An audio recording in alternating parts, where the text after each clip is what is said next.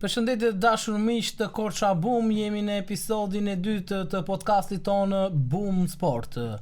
Atëherë Brendon, një javë e cila kaloi shumë shpejt, por me shumë zhurmë pasi unë të thash që episodin e kaluar që më mirë merru me këtë dënimin e FIFA-s se sa të merresh me dënimin e madh, sepse nga biseda tonë që shkoi javën e kaluar u nis dhe gjithë kjo zhurmë pasi u dërguan emaile drejt UEFA-s për të parë se kur do të mbaronte dënimi apo është i lirë Skënderbeu për të luajtur në Kupat e Evropës 2026-27 apo 28-29 dhe patëm atë faqen e cila i dërgoi emailin UEFA-s dhe përveç faqes është edhe një media e njohur, mos të themi media më e madhe e vendit, Top Channel, i cili dërgon një mesazh drejt UEFA-s për të parë se kur do të jetë përfundimi i dënimit të Skënderbeut. Kjo ka shkaktuar në publikun korçar një ngjarje e cila nuk është pritur mirë nga publiku korçar sepse janë mërzitur sepse të gjithë e dinin se Skënderbeu i mbaronte dënimin në vitin 2027,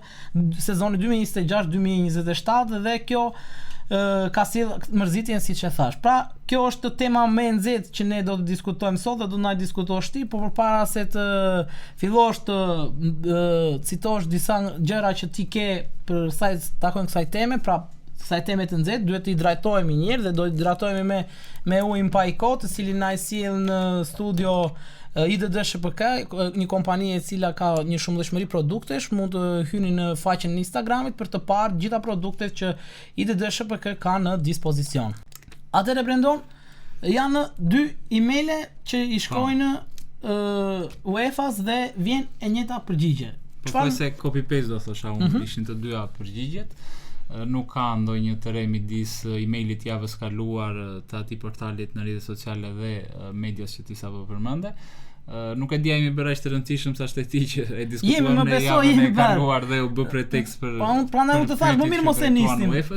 Po jo, kjo është ndonjë sekret, domethënë nuk ka ndonjë gjë përse të ketë frikë, pasi ne të paktën nuk po themi, unë të paktën që jam marrë me atë çështje që e kam studiuar, ti di që kam bërë edhe një podcast me rreth 25 episode, duke sqaruar dënimin që nga pezullimi i 2016-s deri në gjyqjen e gjykatës federale në 2020 dhe nuk është se po spekulojmë, le të themi, duke dhënë opinionin ton apo mendimin ton bazuar mbi dëshira, bazuar mbi tifozëdek apo bazuar mbi gjëra të pasigurta. Shiko, për mua emaili, të dyja emailet kishin një gjë të mirë. E mira qëndronte që Skënderbeu nuk ka dënim të përjetshëm, pra vitet është kalendarik. Këtu qetësova me sezonin sportiv. Sepse nuk e dinim edhe këtë pjesë si do të shkonte. Pra nuk e kishin të qartë edhe këtë, sepse kishte një lloj pikpyetje, dileme. Kështu që kjo më qetësoi. Tani është 27-28 apo 28-29. Kjo mbetet të shihet, sepse të thash që është serioze kur të vinë dy emaile nga një institucion si UEFA dhe e di kush problemi Brendon se ky institucion nëse të thotë 2+2 baras 5, nuk ke çfarë i thua ti që bën 2+2 baras 4. Jo, mund të ti ke faktet tënde që do ta thuash tash. Mund të t'ia thuash dhe unë jam me mendimin që duhet t'ia themi sepse një zëdhënës apo zëdhënëse se mund të jetë ai ose ajo, se nuk e dim zotrin apo zonjë që ka shkruar atë përgjigje të UEFA-s. Nuk si don asnjë vendime para në emailin e saj, thjesht informon për datën e rikthimit duke u llogaritur sikur dënimi disiplinor ka filluar në sezonin 2018-2019 pa marrë parasysh pezullimin e sezonit 2016-2017. Po, megjithatë duhet t'ju sqarojmë edhe diçka njerëzve nga fillimi sepse kanë vënë edhe në rrjetet sociale që ka një farë paqartësie. Jo po erdhi raporti në shtat shkurt, jo po dënuan Skënderbeu në shkurt 2018, pra që ta kenë të qartë. Ka të bëj data? Skënderbeu më pas dënimin e mori në mars-prill, që Komisioni i Etikës dhe i Disiplinës dhe më pas i apelit të UEFA-s, por që nuk ka të bëj fare, domethënë se është shkurt, se është mars, se është prill. Dënimi është në momentin kur fillon sezoni sportiv, që fillon në një korrik të një viti të caktuar dhe mbaron 30 qershor të vitit pasardhës. Pra, nuk ka të bëj fare data, pra nuk ndodh ajo analogjia në drejtësinë penale, le të themi që kur dikush është i burgosur apo ku diun mbaron në ditën sa është caktuar dënimi, jo kur fillon, se në atë rast nuk ka sezon, janë vite kalendarike. Në rastin e sezonit sportiv, Skënderbeu e filloi dënimin disiplinor pra në një korrik të 2018-s, pra Skënderbeu është prapë kampion atë vit dhe nuk luajti më pastaj në Kupat e Evropës për shkak të dënimit me kualifikime fillimisht që dha në dy shkallët e drejtësisë në UEFA. Dhe më pas kemi një apelim në KAS, në gjykatën e arbitrazhit sportiv në Lozan të Zvicrës, e cila në korrik të 2019-s nxori vendimin e saj. Gjyqi mos gaboj ishte zhvilluar seanca në muajin mars ose prill, dhe në atë vendim përveç se hiqet ky term I famshëm me kualifikime, pra I dënimi I vërtet që ishte pothuajse me vdekje I përjetshëm për Skënderbeun në atë lloj mënyre siç ishte përcaktuar nga ana e UEFA-s, ajo që duhet thënë është që kasi në paragrafin 151 të këtij vendimi, faqja 24, trupa e panelit kasit që gjykoi çështjen e Skënderbeut dhe lan fuqi dënimin 10 vjeçar dhe gjobën 1 milion euro, të UEFA-s e përcakton shumë qartë që nuk mund të dënohet pasi është një parim juridik që në latinisht quhet ne bis in idem, pra nuk mund të dënohet dikush 2 herë për të njëjtën vepër. Çfarë do të shkelë qoftë. Kjo si në drejtësinë sportive ashtu dhe në drejtësinë tjetër le të themi zakonshme civile, penale etj. Pra, kjo është ajo që ne na mbron në që dalim në sezonin 2026-27 nga dënimi. Është kjo dhe për më tepër ky ishte një argument që nëse kasi nuk do ta kishte përdorur në këtë lloj mënyre, pra që të kishte thënë që pezullimi I sezonit 2016-2017, pra që u dha në vitin 2016 në verën e 2016-s nga ana e UEFA-s dhe pas e konfirmoi dhe kasi në atë vit. Nëse nuk do të llogaritej, I jepte një farë shansi ose mundësi e Skënderbeut që dënimi të konsiderohej deri diku shkelje le të themi nga ana ligjore, nga ana e UEFA-s, pasi përsëris nëpërmjet këtij parimi nuk lejohet të gjykohesh të dënohesh 2 herë për një çështje, sepse pavarësisht se UEFA e ka ndërtuar në rregulloren dhe sistemin e saj juridik një dënim me 2 etapa, janë brenda të njëjtës pjesë, pra dhe pezullimi administrativ që konsiderohet ky 1 vjeçari dhe dënimi disiplinor.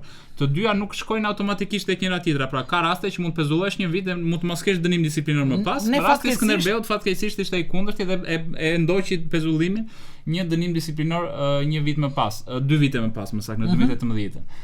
Megjithatë, duhet të kenë parasysh që nëpërmjet këtij vendimi, pavarësisht se ai pezullimi 2016 I famshëm konsiderohej deri diku një natyrë hibride, pra administrativ në vetvete, po ka atë komponentin atë përbërësin disiplinor brenda, pra pezullimi 1 vjeçar. Kjo mund na penalizojë? Është një dënim. Jo, përkundrazi, ky ishte një faktor, thash që në vendim të kasit të 2019-s dhe edhe në vendimin e gjykatës federale të 2020-s, konfirmohet pra që nuk ka shkelje të këtij parimit ne bis in idem, pikërisht sepse kasi e llogarit që në dënimin disiplinor që mori Skënderbeu dhe është shprehur literalisht kjo, domethënë vendimi është I disponueshëm, ne e kemi publikuar edhe në Korçabum atë pasazhin e këtij paragrafi nga vendimi I kasit të 2019-s. Kështu që në këtë aspekt nuk është se po e them unë, po e thua ti, po e thot portali ynë apo po e thot klubi apo çfarë thot dikush tjetër në një koleg tjetër gazetar në media të tjera. Brendon, tani I referohemi vendimit dhe vendimet e kasit është vendim arbitrazhi ndërkombëtar dhe është I detyrueshëm për të zbatuar dhe në këtë rast UEFA ashtu si Skënderbeu janë palë. Pra UEFA është vërtet institucioni që menaxhon futbollin evropian. Megjithatë, është e detyruar të zbatojë sepse ai vendim është ende në fuqi, ai vendim nuk e ka humbur fuqinë që në 2019 deri sot. Unë jam në krahun tënd, por 2 emaile të kthyer me një përgjigje kam frikë se mos është kjo që të them unë që pavarësisht kësaj që spyesin për vendime ata thotë. Po spyesin ata thon 2+2 5. Atëherë unë të them këtë gjë, nëse ata spyesin për vendime, I bie të kthehet përmbys gjithë rendi hierarkia juridike ndërkombëtare, në këtë rast sportivja, se po flasim për ato çështjet e natyrave të tjera. Dhe për mendimin tim atëherë nëse UEFA nuk e njeh atë vendim të kasit, duhet të ketë probleme shumë të mëdha sistemi dhe gjyqësore dhe klubi Skënderbeut nuk duhet ta lërë këtë çështje pa ndjekur për mendimin tim në momentin që e di që ai vendim ja jep këtë të drejtë, pra brenda asaj katastrofës që na erdhi me atë dënimin, në momentin që ty kasi që është një organ në thonjza po e krahasoj me për analogji me gjykatën e lartë, nuk mund të dalë një nga palët e procesit apo një gjykatë shkallës më të ulët që të hedhë poshtë ose të interpretojë në mënyrë të ndryshme vendimin e një gjykate supreme dhe në këtë rast paneli arbitrazhit I kasit është vendim përfundimtar I prerë në të cilin UEFA nuk ka asnjë lloj shansi që të diskutojë, të interpretojë çfarë mendon ajo dhe për rastin e 2 emaileve të famshme, mund të themi që ata nuk e di sa ZDN-s për shtyp ka UEFA, se është një zyrë atje që ju përgjigjen me qindra emaileve në ditë që ju vinë nga gjithë Europa dhe nga gjithë. Ka patur raste të tjera kur UEFA ka gabuar në kthimin e emaileve ose sepse ti e ke një rast që e konstaton që dhe gabojnë ata që kthejnë përgjigje. Se njerëz janë patjetër, pse ata nuk janë pa gabueshëm. Dy herë të njëjtin mesazh kjo pjesa e Top Channelit pa faktikisht më trembi pak edhe mua, pavarësisht se unë qëndroj në krahun tënd. Jo, më dhe mund të mos qëndrosh si jetë të Jo mos është ashtu siç quhet episodi ton I dytë e Zezambi të bardhë dhe aty vetëm po është një diçka, më thuaj një herë, ka patur rast tjetër dhe pastaj do të them diçka. Ne dini dhe për më tepër është I lidhur prapë me Skënderbeun, përveç rasteve të tjera që po them, janë lapsuse që ndodhin dhe po e përsëris. Ato 2 emaile nuk citojnë vendim, ata janë 2 ZD në shtypi që ju përgjigjen gjithë emaileve kërkesave nga publiku apo nga media caktuara që I vinë në UEFA-s dhe në rast se ata po ta them dhe unë, nuk janë as jurist, nuk janë as pjesë e çështjes, ata me siguri nuk e din as ku bie Skënderbeu, po nuk e kërkuan në Google, po nuk e hapën në hartë. Dhe po rikujtoj një rast po të ngjashëm, një email që vjen nga Shqipëria në vitin 2017, në atë kohë Skënderbeu ishte dënuar nga Federata Shqiptare e Futbollit me humbjen e titullit të sezonit 2015-16 me një gjobë financiare dhe me zbritje 12 pikë. Dhe Skënderbeu kishte apeluar atë vendim të Komisionit të Etikës së Federatës Shqiptare në KAS. Dhe një media shqiptare në atë kohë pyet, sidomos këto media të ke parasysh se atë titull e pretendonte pak edhe Partizani në atë kohë nëse të kujtohet, të 2016, sepse ishte ai titulli që u mbyll në javën e fundit, dhe donin të dinin e ka apeluar apo jo Skënderbeu në KAS, pasi donin që pastaj t'i bënin presion federatës që të merrnin titullin në tavolinë. Dhe një zëdhënësi kasi, pra zyra për shtypje kasit në këtë rast, i kthejnë përgjigje asaj media që jo s'kemi ndonjë çështje të Skënderbeut të apeluar në lidhje me këtë rast. Dhe direkt lajmi i madh i bujshëm, e ke parasysh siç dolën edhe këto dy lajmet e bujshme, se këto të bujshmet i kemi qef neve, që nuk ka, domethënë Skënderbeu apeluar, skandal, federata duhet marr masa andaj këtej. Kur erdhi realiteti, unë që ti e di që e kam ndjekur gjithë këtë proces nga afër atë, e dija dhe numrin e çështjes, që kishte çështja që ishte caktuar dhe kam informuar një kolegun tonë atë kohë që ta shikoj, keni gabim se jo vetëm që është aplikuar në kohë, domethënë brenda afatave, po është caktuar çështja që do gjykohet dhe pritet vetëm data e seancës që pas u zhvilluar mos gabojnë në janar të 2018-s. Dhe pas disa ditësh ka po një email të dytë që i është dërguar UEFA, Kasin më fal në këtë rast, dhe Kasin atë kohë tha po ndjes është e vërtet nuk e kishin parë që është një çështje po ja Skënderbeut kundër Federatës Shqiptare të Futbollit në lidhje me atë dënim që ishte dhënë. Me këtë dua të ilustroj që pavarësisht se këto janë institucione shumë të mëdha dhe ne i prezumojmë si serioze normalisht dhe në tërësinë e vet ato janë serioze, unë s'mund të them që nuk janë institucione serioze, por po them njerëzit që punojnë aty janë edhe ata njerëz si ne. Siç mund të gabojmë ne, mund të gabojnë edhe ata dhe po e përsëris. Nuk është diçka që po e themi ne nga dëshira, po e shpikim ne nga mendja. Po citojmë vendimin e gjykatës arbitrazhi sportiv të Lozanës që është dhe përsëris detyrim që UEFA duhet ta zbatojë, nuk është me dëshirë. Brendon, gjithë kjo ngarkesë ose gjithë kjo ngatresë mund të vi për faktin që ai viti i parë ishte pezullim për UEFA Champions League. Pra, ai vlen për të treja kompeticione sepse në vit dhe nëse ne dalim në 2027-28 mund të luajmë Champions, por pjesën tjetër Europa League, Conference League ne nuk mund të luajmë. Pra, se dhe këtu ka një dilemë. Po. Megjithatë ta sqarojmë edhe këtë. Është e vërtetë që në atë kohë me rregulloren në UEFA, se në atë kohë ishin dy kompeticione, se ekzistonte as Conference League, ishte vetëm Europa Liga dhe Champions-i. Është e vërtetë që pezullimi një vjeçar në bazë të nenit 4 të rregullores së UEFA-s aplikoi kryesisht vetëm për Champions League-ën, pra nuk aplikoi në atë kohë për Europa League-ën. Megjithatë rregulloria më vonë ndryshoi.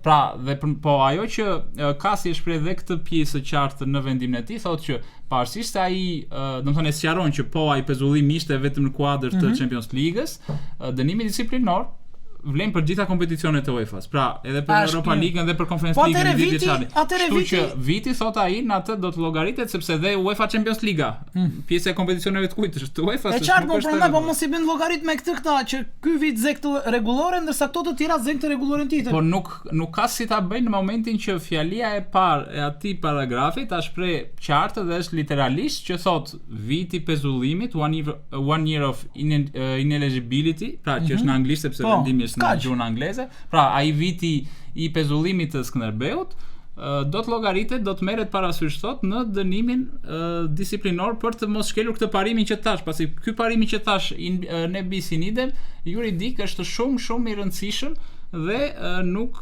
ka shanse domethënë që të shkelet le të themi nga ana e një juristi qoftë ky edhe sportiv.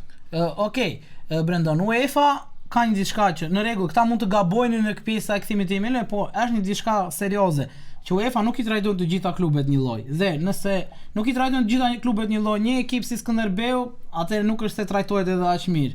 I vetmi person që i trajton të gjithë njerëzit një lloj është Bledi Servis Autokolor, i cili ndodhet 100 metro mbrapa inkubatorit të biznesit. Për çdo problem që keni me makinën tuaj te Bledi drejtoni, sepse un kam qenë te servisi i tij Brendon dhe kam parë edhe Tesla dhe Benza të fundit, po kam parë edhe Fiat Punto tek Bledi dhe të gjitha llojet dhe ai i trajton të gjithë klientët të barabartë, jo si UEFA që i trajton ndryshe disa klube dhe ndryshe disa klube të tjera.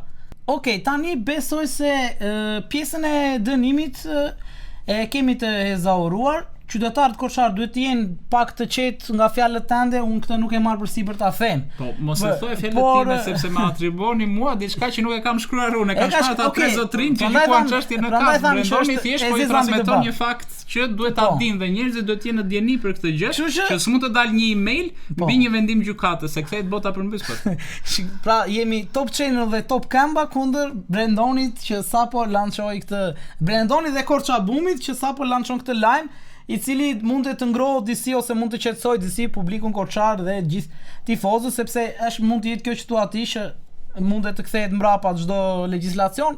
Mirë, po pra mund ta thash në fillim që me këta UEFA-s 2+2 bën 5 edhe le të ketë të shkruar çfarë të duash, ajo përsëri dënimi mund të jetë edhe 28-29. Gjithsesi, të vetmja gjë pozitive nga këto emailë dhe gjithë kjo zhurmë është që Skënderbeu vitet i ka kalendarike, kështu që në mos 26, 27, 28, 29 ne do të rikthehemi në kompeticionet europiane dhe kjo është saktësojmë dhe këtë pjesë njerëzve. Pra, sezoni dënimi mbaron në sezonin 2026-27 që fillon tani, pra mbaron në 30 qershor 2027 dhe në 1 korrik 2027 fillon sezoni 2027-2028. Pra nëse ne jemi kualifikuar, patjetër, nëse ne kapim sportivisht nga kupa ose nga kampionati një nga vendet që të çon në kupat e Europës. Kurse nëse do të ishte ai varianti i emailit famshëm të UEFA-s, do të ishte në korrik të 2028-s, pra kur fillon sezoni 2028-2029. Tani Brendon do të ndalemi tek formula e re e kampionatit shqiptar, por para se të shkojmë aty, është edhe sponsori ton Eker Real Estate, i cili ka ndruar edhe ai formulën e operimit, pasi nuk operon vetëm me shitblerje pronash në qytetin e Korçës apo dhe përreth, por edhe në shtetin e Len. Pra në qytetin e Selanikut, Visi kanë dispozicion prona të cilat mund të janë në shitje ose mund të jenë në Meqera. Pra Eker Real Estate tashmë mbulon edhe prona në shtetin grek.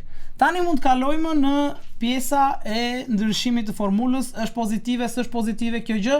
Për mua ka aspektin pozitiv për Skënderbeun, është që vetëm një ekip mundet bile nga kategoria dhe shpresojmë që nuk besoj se do të jemi ne ai ekip që do të bijmë nga kategoria, gjithsesi mbetet për tu parë, sepse ne shpresat i kemi që të kapim një në 4 vendet ose pse jo të fitojmë Kupën e Shqipërisë dhe kështu duhet të hyjmë në superiore, por që dielli duket që në mëngjes dhe akoma nuk po shikojmë lëvizje nga klubi, pra ato lëvizjet që të themi mund të na ngrojnë. Gjithsesi, do t'i shikojmë në vazhdim dhe me stafin e Korçabum ne do të sjellim të gjitha ndeshjet miqësore që do të zhvillojë Skënderbeu në stadium përpara startit të sezonit, por na shpjego tashmë pjesën e re të formulës kategorisë superiore.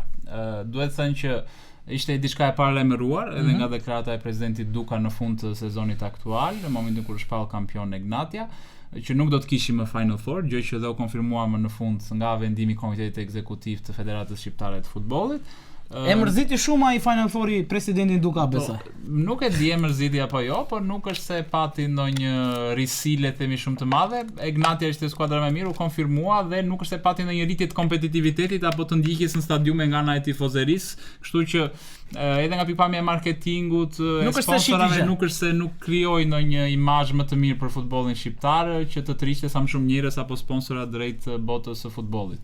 Për të qëndruar tek skema, pra nga sezoni që do të nis tani dhe që fatmirësisht për mendimin tim sikur na dëgjuan atë që diskutuam javën e kaluar. Na dëgjuan për të gjitha ne dhe shikoj çfarë u bë. 22 gusht do të nis sezoni, pra nuk do të nis në shtator. Po, ishte shumë pasi do të vinte ndërprerja direkte e Nations League-s e kombëtares, pra do të luajnë rreth 3 javë le të themi deri në momentin e pauzës. Kjo për abisnet superiore, pasi për kategorinë e parë është tjetër histori, do të fillojnë në datën 5 shtator. Pak na intereson pak aty gjithsesi ne do merremi, kemi dhe klube do të ndjekim klubet, po aty ku na dhem në fillim. Qëndrojmë fillimisht tek skema e kategorisë superiore, pra do të kemi përsëri 10 skuadra, pasi siç e tham, në momentin që merret një vendim nuk mund të shtohet numri skuadrave direkt, por do të presim sezonin pasardhës. Dhe nga sezoni pasardhës, pra 2027-2028, Superliga do të rikthehet me 12 skuadra, ashtu siç ishte para 15 vitesh në mos gaboj, dhe në sezonin aktual do të kemi një ndarje të kampionatit pas 3 faza, pra do të jetë kampionati me 4 faza, siç ka qenë deri tani, pas javës së 27, pra pas mbylljes së fazës 3, kemi një ndarje të kampionatit në 6 ekipet e para që do të luftojnë për Europën, pra për 3 vendet e para apo për titullin kampion, edhe kjo me përgjysmim pikësh kuptohet, dhe nga vendi 7 deri në vendin e 10, 4 vendet e fundit do të luftojnë për mbijetesë, nga të cilat vendi 10 të bie direkt nga Biznes Superiore dhe vendi i 9 do të luajë një play-off me vendin e 4. Jo, me një nga vendet që do të dalë në finalen me humbsin e finales së play-offit të kategorisë parë. Dhe po shpjegojmë, edhe kategoria e parë dhe e dytë, sepse edhe këto u prekën nga reforma, pra grupet, meqense do të shtohet numri dhe ato do të ketë, domethënë, edhe sezonin që do të nisë tashmë në gusht për superiorin dhe shtator për kampionatet e tjera, edhe ato do të ketë një rritje të numrit të skuadrave që pretendojnë për të ngjitur një nivel më lart, pra edhe nga kategoria e parë në superiore, po edhe nga kategoria e dytë në kategorinë e parë. Kategoria e parë konkretisht vazhdojnë të ngjiten 2 vendet e para automatikisht në kategorinë superiore. Megjithatë, ndryshimi do të jetë që nga play-offi i famshëm, pra nga vendi i 3 deri në vendin e 6 i shluhet edhe aktualisht, fituesi i play-offit të kategorisë së parë do të ngjitet drejt për drejt, pra skuadra që do dalë në finalen, një nga këto 4 skuadrat e play-offit të kategorisë parë, në momentin që e fiton finalen ngjitet drejt për së drejti në kategorinë superiore, kurse humbsi i kësaj finale, që për shembull ta ilustrojmë konkretisht, këtë sezon ishte Pogradeci Besa, finalja e play-offit të kategorisë së parë. Në rastin konkret fitoi Pogradeci do ishte ngjitur, kurse Besa do kishte luajtur play-off me vendin e 9 të Superligës. Pra, kjo për ta ilustruar.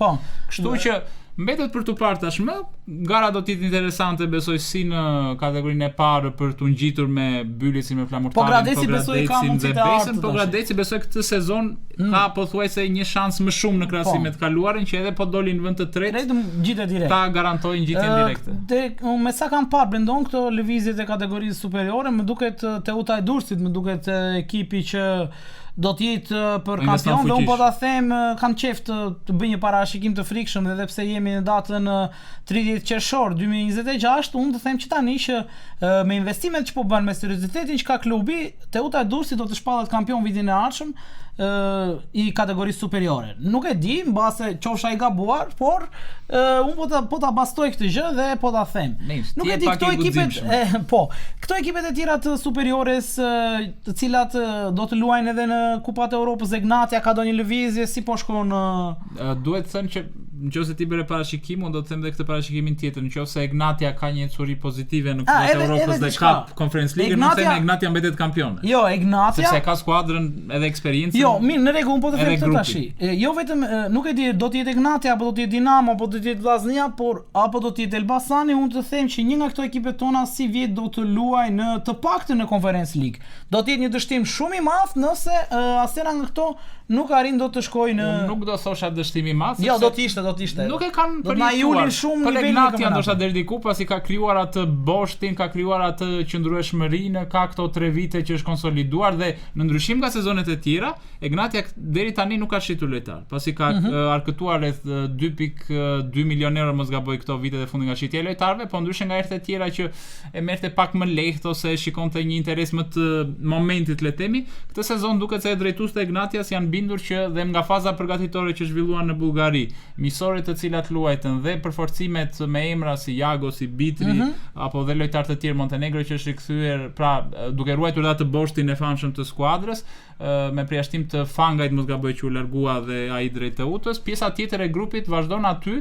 dhe përforcimet i kanë goxha me emër dhe me, le të themi, me potencial për ta ndihmuar skuadrën në rrugtimin e saj europian, edhe shorti me kundërshtarin Moldav deri diku në Champions League për mendimin tim e ndihmon, sepse ndeshjen e kthimit e kanë në Shqipëri. Brendon, ndeshja e parë Egnatias është një javë që si sot që flas. Sot po, në datë 7 korrik në mbrëmje. Dhe nga ana tjetër kemi edhe ndeshjen e kthimit datë 15, pra një javë më pas, pra në Rogozhinë. Duhet të thënë që në mos gabesh në datën 8 korrik, domethënë është datë 8, po kam shtypjen është në 8 korrik. Të mërkur, sepse Champions League tradicionale, po. Si zakonisht. Nga ana tjetër, duhet të thënë që Egnatia ka shansin që edhe nëse le të themi për mendimin tim të gjithë forcën do ta vënë në kalimin Petrokubit, sepse po e kaloi Petrokubin e Moldavis, e ka më të lehtë pasaj të kalojë në turin e tretë ose në play-off të Conference League-s, sepse duhet të thënë edhe po eliminua dhe tani që nuk ja urojmë natyrisht, do të luajë në turin e dytë eliminator të të Conference Ligës. Pra nuk le të themi luan vetëm ato që eliminohen, nuk luan me ato që vinë nga rruga e konferencës, pra që vinë nga kampionatet, nga kupat respektive, po Championship për shkak të skemës, skuadrat që eliminohen nga Championship luajnë vetëm ato të tjera që janë po ashtu eliminuar nga Championship në të njëjtën mënyrë. Okej, Brendon, tani ka rrugën deri diku më të lehtë teorikisht. Se sa ekipet e tjera, sepse Dinamoja shkoi deri diku të ekuilibruar me Astana. Dinamo ka eksperiencën, kështu që ka eksperiencën e trajnerit, po Mercato deri tani nuk ka lëvizur shumë. Elbasani nga ana tjetër nuk ka eksperiencën e Europës si klub dhe si skuadër për momentin, por Batja nuk është më i kundërshtar i frikshëm dhe shikoj deri diku të ekuilibruar dhe do të çështje detaje që do vendosin këtë kualifikim, kurse Vllaznia nga ana tjetër me Malishevën edhe ky duel shumë i ekuilibruar.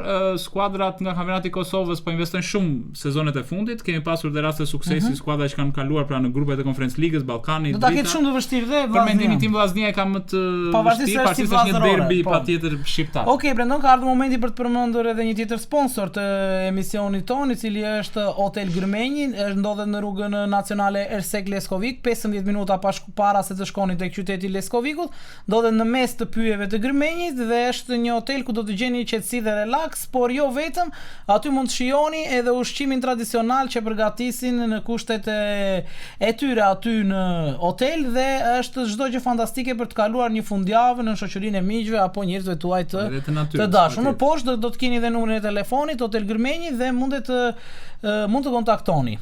Mirë, Brendon, atëre tash diçka të fundit për pjesën e botërorit. Janë eliminuar ditën e ndjeshme Gjermania dhe Hollanda nga ekipe si Maroku dhe Paraguaji. Për mua ishte e tupshme eliminimi i Gjermanisë, sepse më bëhet qefi sepse sot në Shkodër edhe gjysma e Korçës janë në ditëzie, sepse gjithmonë sa eliminohet Gjermania, Shkodra është e gjitha në ditëzie. Por që unë po them, sepse jam një njohës i mirë i futbollit latin, sepse bëhet për Argjentinën, Paraguay për mua kishte ekipin më të dobët të gjithë Amerikës Latine. Një ekip që nuk prodhonte fare në fazën sulmuese, kishte një mbrojtje të qëndrueshme, por në fazë grupesh të dobët. Nuk mund t'i falë një emri kaq në masë Gjermania, pavarësisht problemeve që kishte Gjermania dhe diheshe që nuk do të shkonte lart, por nuk mund t'i falë një eliminim nga Gjermania. Ndërkohë që sa i takon ndeshjes Maroku dhe Hollandës, Maroku tani nuk është më surprizë, është një ekip fantastik, arriti të barazonte dhe arriti të kualifikohej me merit të plot. Nuk e di ç'mendim ke ti? Jo, jam dakord me ty. Do të citoja edhe kualifikimin me vuajtje të Brazilit, po edhe Brazili punë e Gjermanisë, një skuadër që nuk ka më atë shkëlqimin e dikurshëm dhe mbetet për tu parë se sa do të jetë më tej rrugtimi i tij në një duel të mundshëm nëse kalon Anglia me Kongon, një Angli-Brazil do të jetë një duel shumë i bukur për tu parë. Mirë, kemi arritur. Ne sot në studio ka qenë edhe kafe Elzak, e cila është kafe, ne sot kemi sjell kafe në Bustin, ku mund ta përdorni për të gjitha zyrat apo ambientet tuaja që keni në shtëpi, në punë, kudo. Mund të përdorni kafe në Bustin, e cila është ekspres, ndërkohë që keni edhe kafen turke, të cilën e gjeni në çdo supermarket apo dhe të dyqanit që ndodhet pranë shkollës Themistokli Gërmenji. Kemi arritur në momentet e fundit të këtij episodi të dytë të podcastit Boom Sport të Korça Boom. Do t'ju lëm takim po ashtu përsëri javën e ardhshme të njëjtën ditë, pra ditën e martë në orën 20:30. Deri atëherë, miru të dëgjofshi.